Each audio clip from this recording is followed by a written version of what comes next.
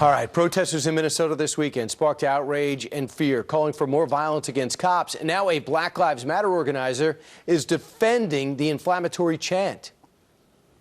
So when we say fry, I mean, we're not speaking of, kill a police officer. But we are saying, treat the police the same as you're going to treat a civilian who commits murder against a police officer. I don't know what that means. Joining us now to react, Fox News contributor and president of the National Center for Policy Analysis, Lieutenant Colonel Alan West.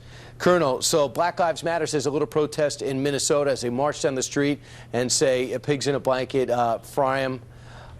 We don't have to go over it again. But at the same time, this is one day after a cop is murdered because he had the audacity to put gas in his car wearing a uniform. Do you see a linkage? Well, Brian, good morning. It's good to be with you. And there is a linkage out there because there is this speech that has been accepted. Remember in New York City, I think last year or earlier this year, you heard the chants about what do we want, dead cops, when do we want them now? But you have to ask this very simple question in the United States of America: what defines hate speech to the progressive socialist left?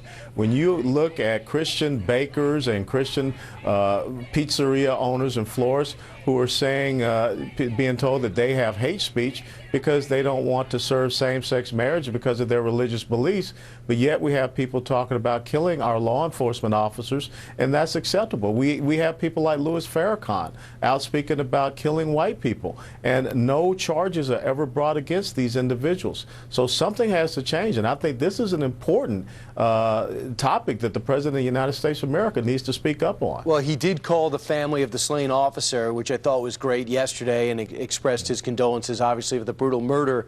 But it was brought up yesterday. If you're going to say what happened in Texas is related to the chants going on in Minnesota, it was brought up last night with Megyn Kelly, well, then you got to say that Sarah Palin's remarks have something to do with the shooting with Gabby Giffords. Do you agree?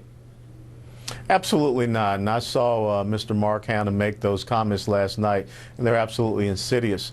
You do have a movement out there that is funded by the left, George Soros, this Black Lives Matter, but you don't see these people going into the neighborhoods in New York City, in Chicago, Detroit, Baltimore, Atlanta, where you see this absolute increase, this incredible genocide going on of young black men that are killing themselves. This is all driven by political ideology, and the fact that we are allowing people to go out and quote-unquote protest to talk about killing our law enforcement officers, that's not free speech, that's hate speech.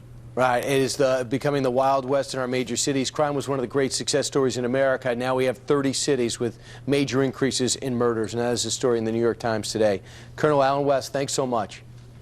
Thank you so much, Brian. All right.